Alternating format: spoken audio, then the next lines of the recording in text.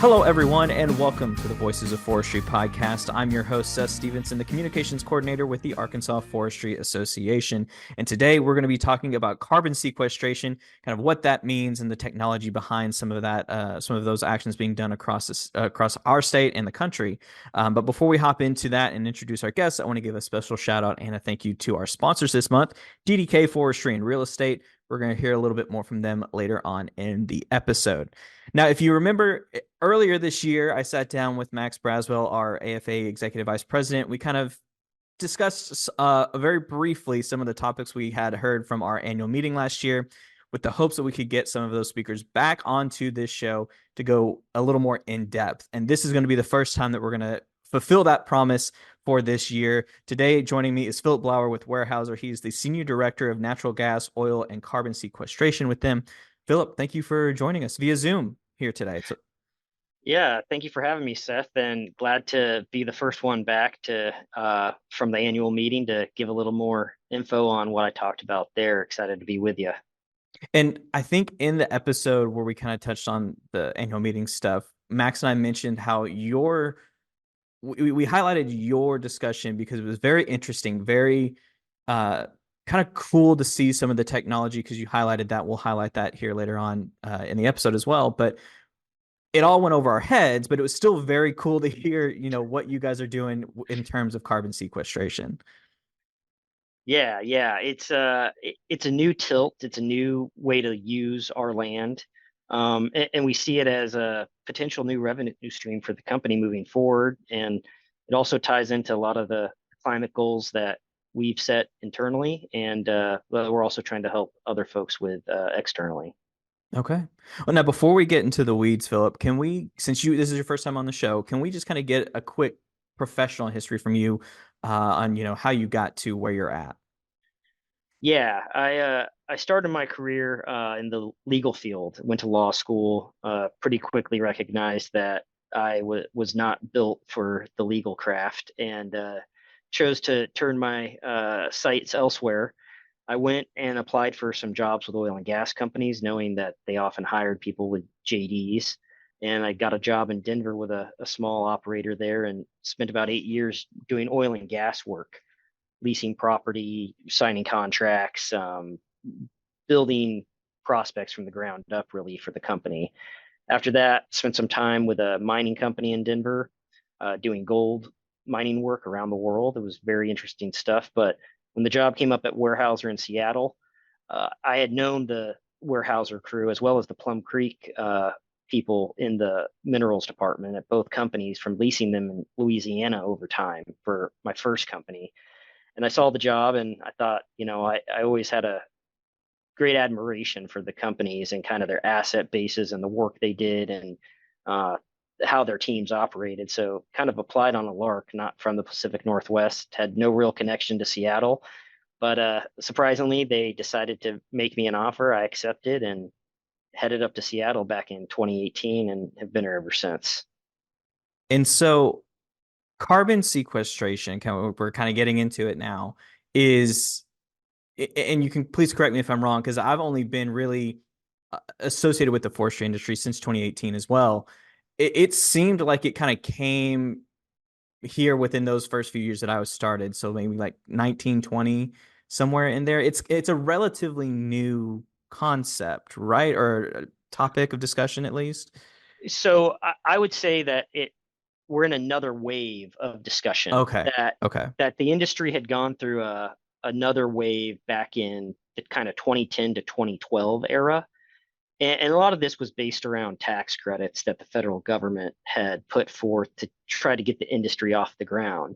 The technology for CO2 injection has actually been around for many decades, Mm-hmm. and usually used for enhanced oil recovery, where they take the CO2, inject it to produce more oil.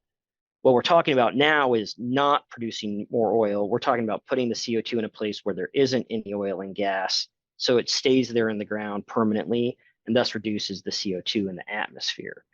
But you're right, 2018, 2019, there was a big change. And under the Trump administration, the law around the tax credit was altered.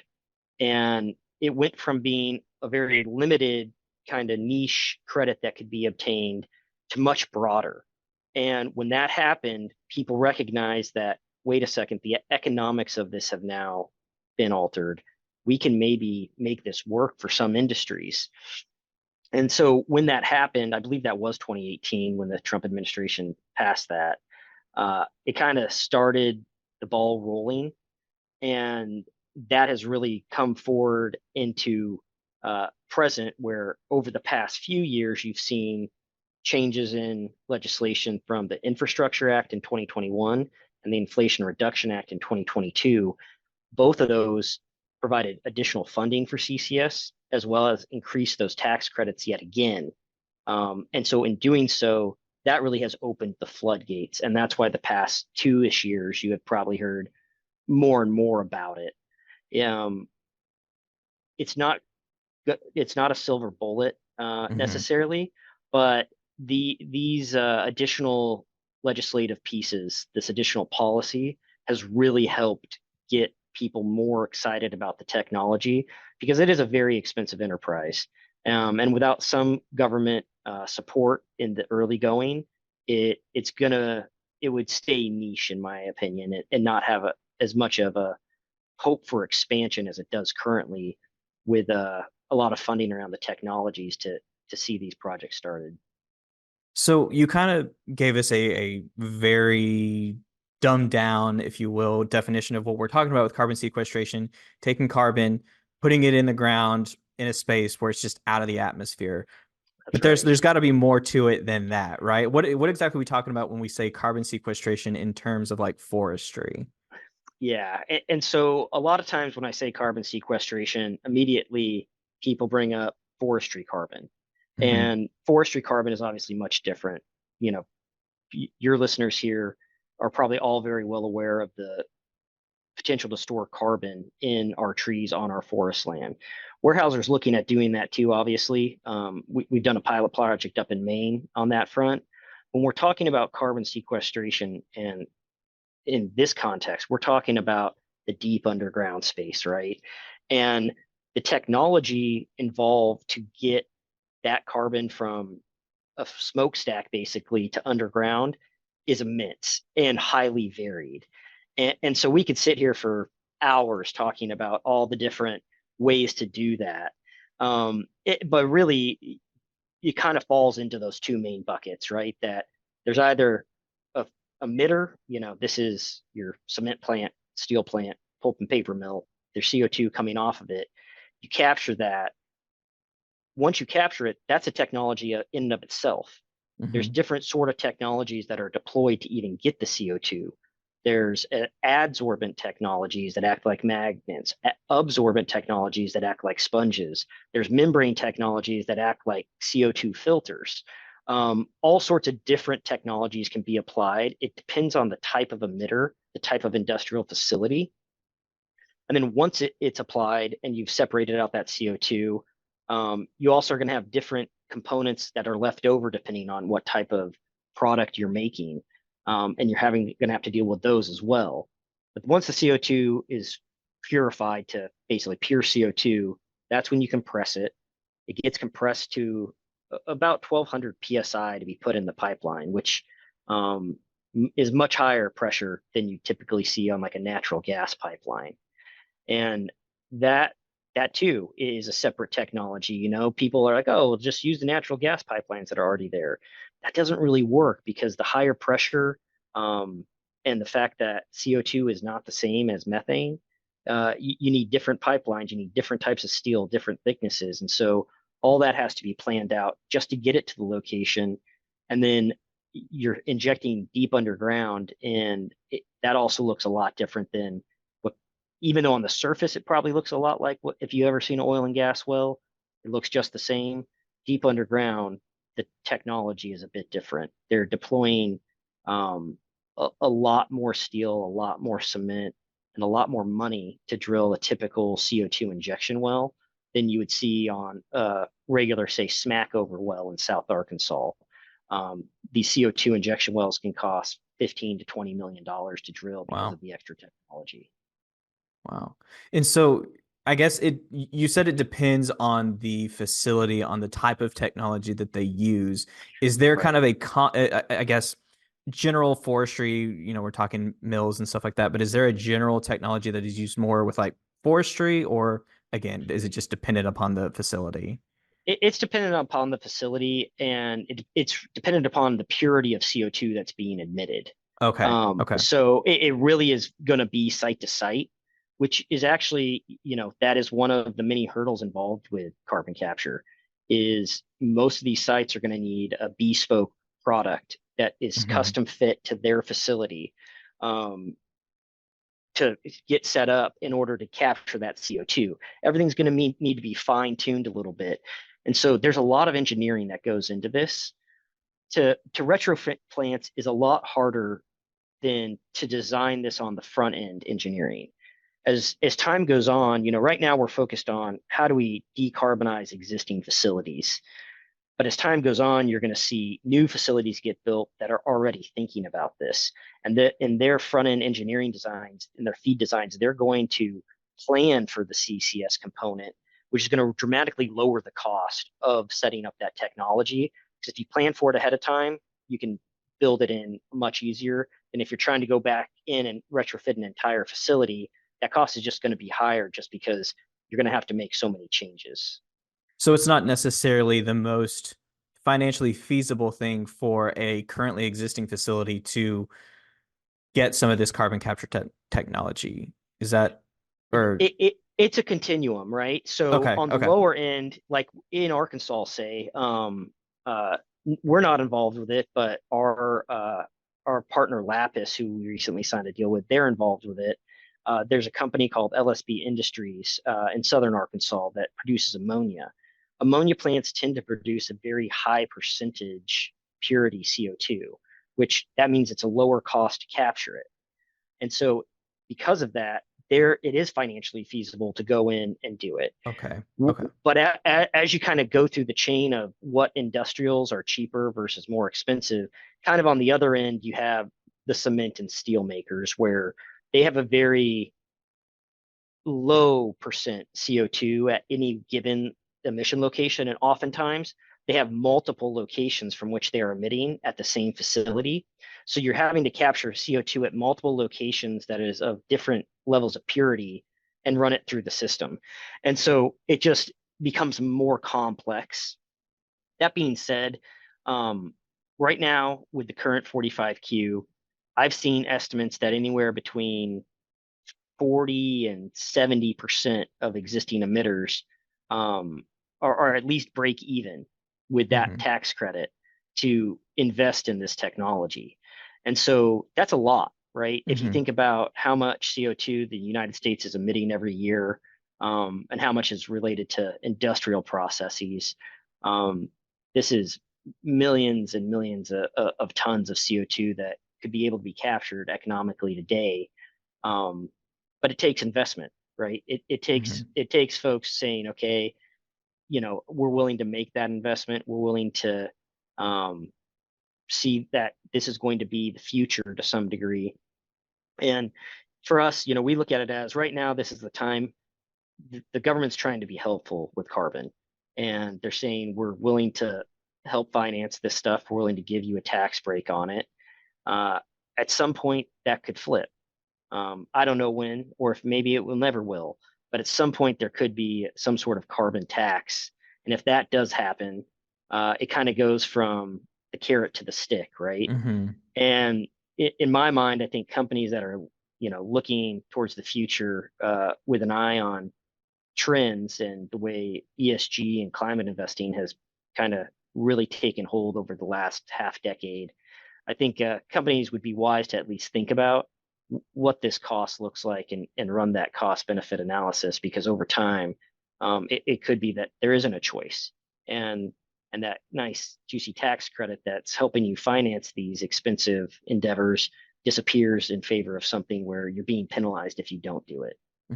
Well, and it's something too that we've kind of talked about on the show a little bit, is specifically our forestry folks wanting to be a part of the solution and not a part of the problem.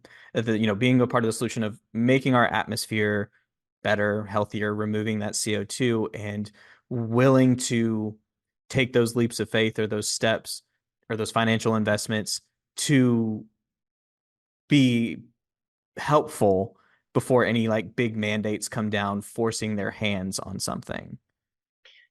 Yeah, and Weyerhaeuser has, I would say, a very front and center position on climate solutions and wanting to be part of the solution. Naturally, forests already store so much carbon, right? We know that not just Weyerhaeuser, but all the working forests in Arkansas are storing carbon every day. And where we obviously have to go is how can we do more, right? We need that Mm-hmm. additionality. And that's what our forest carbon folks focus on quite a bit is how do we get that additionality and that improved forest management. This we see it again. This is something we're not utilizing this subsurface, this pore space under our property.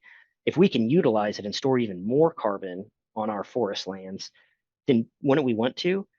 I've never met a person who says they want less clean air. I think everyone can agree we want cleaner air. We want less CO2 in the environment. I think there's a lot of partisanship around climate action, and to some degree, I understand why. And these are expensive endeavors for the government to invest in. But that being said, I see this as a bipartisan issue.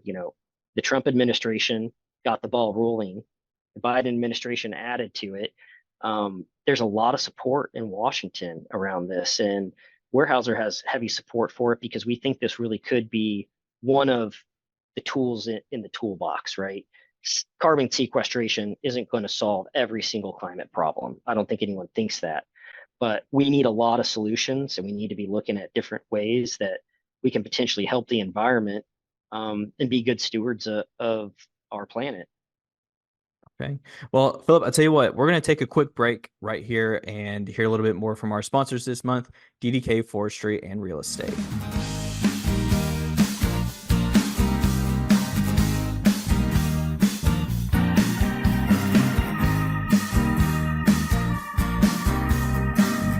DDK proudly supports the AFA. In 1962, Mr. Jerry Davis started DDK with a core value of wanting to help forest landowners. With the professional services DDK provides, they allow landowners to have complete confidence in their portfolio, knowing that their property is managed at the highest level from an expert team with years of experience. Give DDK Forestry and Real Estate a call today and let them help you begin your land legacy. 501-219-8600 or visit them at forestryrealestate.com.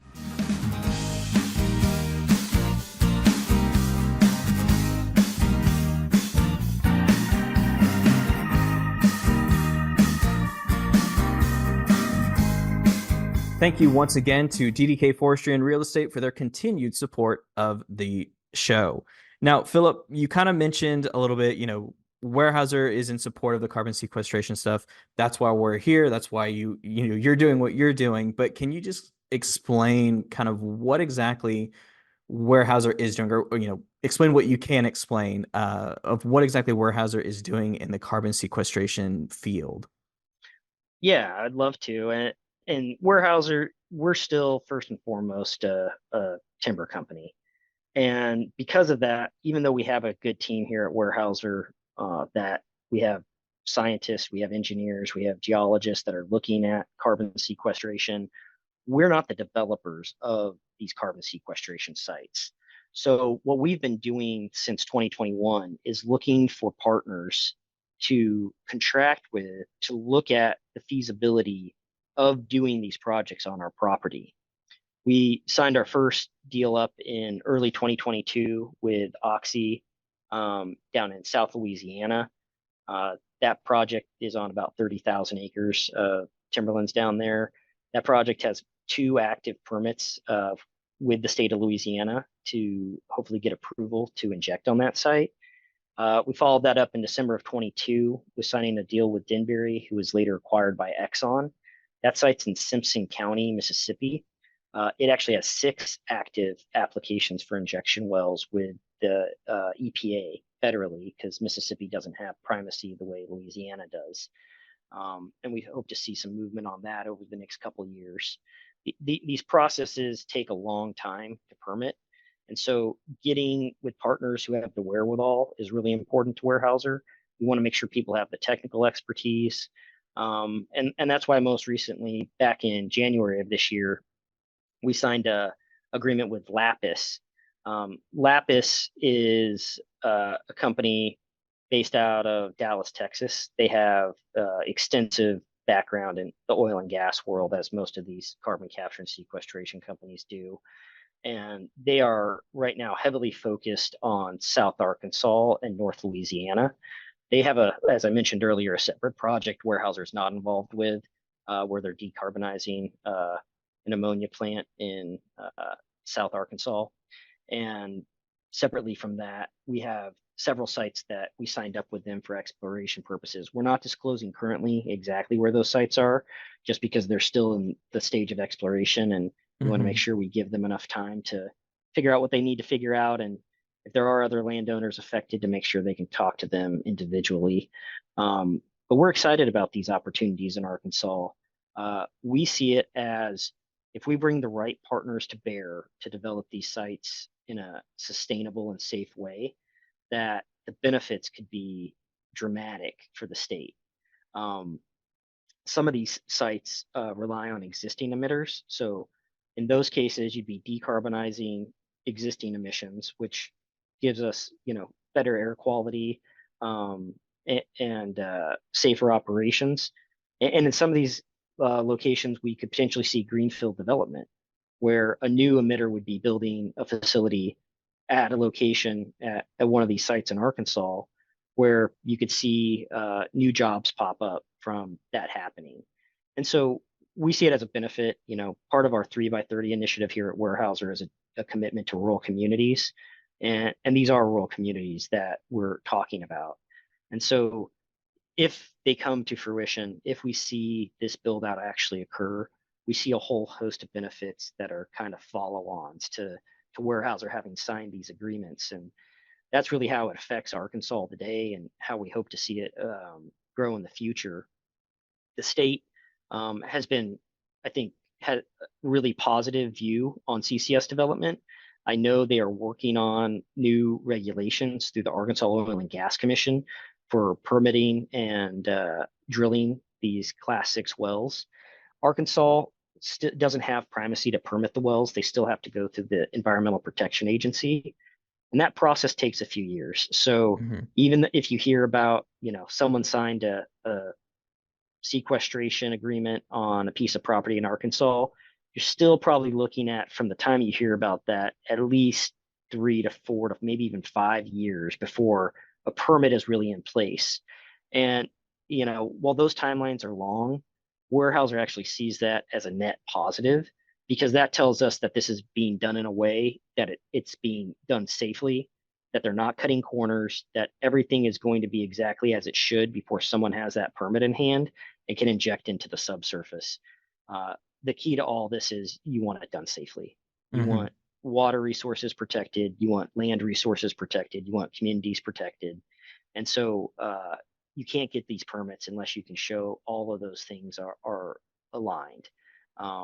But we are excited, and we're continuing to market other locations, both in Arkansas and other states in our portfolio. And we think over the next 4 to 5 years, you're going to see a lot more activity in this industry. The tax credits are very attractive. As technology improves and gets deployed on a larger scale, you'll see costs come down for deployment. That's typically how technology works, right? Things start off really expensive and they get a lot cheaper. I remember 20 years ago, a flat screen TV, cost you $5,000 or $6,000. Now you can go to Costco and you buy a 70-inch for under $800 on Black Friday. And so when you think about technology improvements, we're going to see that in this industry over time. And I think as that happens and the cost comes down, you'll see the investment just continue to build. And I think Arkansas is primed to be a good spot for that investment. Yeah, and I wanted to, since you were here and you could speak on Weyerhaeuser stuff, I wanted to have you highlight some of those things that you guys are doing just to show people that the balls are rolling and it's not just a bunch of big talk from a big company. Like things are actually happening to make this stuff happen. It Yeah. does take a little time. At the end of the day, you do have to deal with bureaucratic red tape because this is talking about, affecting our local areas, and you do want to make sure that it's safe and that it's clean. But things are happening. It's just you got to kind of let it run its course, so to speak. Yeah, I couldn't agree more. It's things are happening, but the timelines are long. Hmm. And you know, Arkansas, I think the state in general is supportive of the activity that's occurring. I think, frankly, they'd probably like to see even more activity occurring because if Arkansas could grow into a leader in this space, there could be a great economic benefit to the state. And most of where this is located is in southern Arkansas, just from a geologic perspective. And so we see it as a potential new revenue stream for us and other forest owners, a potential job creator for local communities. And it really is a climate solution that we think could be deployed at scale. So, Philip, as we kind of wrap up here, there's a couple questions I do want to ask real quick. So, when you talk about partners, you guys going out and looking for partners in the various states, are you talking about like private landowners, like, Joe Tree and Mama Tree with their little tree farm, or what exactly are you talking about when you mean Yeah, partners? so I mean partners in kind of a broad context. Weyerhaeuser, because we're not developing the sites, we're looking for developers, right? Hmm. So when I think of a partner, I'm thinking about Lapis and Oxy and Okay. Exxon. That these are companies that have the financial ability and the technical ability to come in, permit these areas, develop the projects, get them approved, and carry them forward. And so that being said, I think as we move forward, inevitably there will be communities involved. Hmm. And if a site is going to be affected, there will have to be discussions in those local communities. And so if Weyerhaeuser property is going to be involved in a project, uh, just buying through that process, if a permit is applied for, is going to be applied for, there will be public meetings, there will be public education occurring. And this is actually built into our agreements, not only here in Arkansas, but across the board, that we have an expectation that this isn't going to be done in the dark. Hmm. That we want communities to be aware of what's happening, and that Weyerhaeuser is supportive of it. We think it's a safe technology, and it's something that we think could be beneficial to everyone involved. And so far, what has been the general, I guess, reception? If you can speak on this, and you don't have to mention names necessarily, but what has been the general reception to some of the partners that you guys have approached for some of these projects? Um, I think, generally, I think if there wasn't excitement, we wouldn't have 250,000 acres of our land base under lease over the last 3 years Fair. to do this exploration. And so I think partners are excited about it. I think there's a lot that goes into selecting a site. It's how far away are the emissions? How good is the geology? Can this be done safely? If right off the bat they know that the geology can't be done safely, it immediately crosses off that location, and they're not going to be interested. And this doesn't work everywhere. This is a technology that's going to be selectively deployed in locations that have the right geology, they're geographically located in the right place, and have a whole set of attributes that these developers are looking for. Um, that being said, on the local level, I would say that the reception varies. Some local communities, they sit down, they listen, they understand, and they're highly receptive. They say, "Bring it on. We understand what this is. We understand what everyone's doing. It's going to create jobs. It can be done safely. The permitting process is extremely strict. This isn't just a rubber stamp type of process." And then other communities, it's novelty can be scary. This is something Hmm. new. And I think with those folks, you have to take more time and you have to do more education and make sure you're getting them on board, and doing your best to make them understand what the end goal is, that, you know, Weyerhaeuser, our people, our property and our people are in these communities too.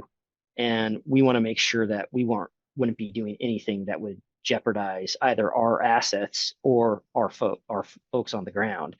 And so we try to convey that message as best we can, that if Weyerhaeuser wasn't highly confident in the safety of this, that we wouldn't be doing it, because jeopardizing what we value most in our people and our timberlands doesn't make a whole lot of sense from my perspective. Okay. Well, Phillip, is there anything else, man, that you want to add before we kind of wrap this all up? No, this was great. I really appreciate you all having me on, and if anyone ever has any follow-up questions to you guys, feel free to direct them my way. Okay. Yeah, and that's another thing too that we harp about a lot. It's almost every episode now, but if you have any questions, there are people out there willing to answer them and help provide that education that we were just talking about. All you have to do is pick up a phone and call or shoot an email. Like, there are people out there willing to help figure stuff out with you, or explain things to you if you're unsure about whether it's, coming up with a management plan, or, what exactly is carbon sequestration. What exactly are we talking about? So there are people out there like Phillip, people out there willing to help out. So Phillip, thank you so much for joining us today and being a part of helping me understand what exactly it is we're talking about when it comes to carbon sequestration. So thank you so much. Thank you. Appreciate it again.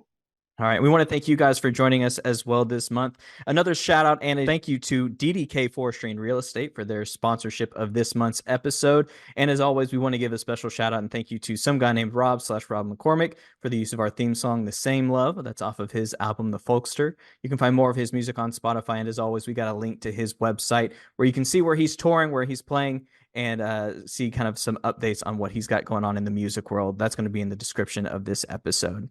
And make sure you join us next month when we'll have a new topic, a new discussion, and a new Voice of Forestry.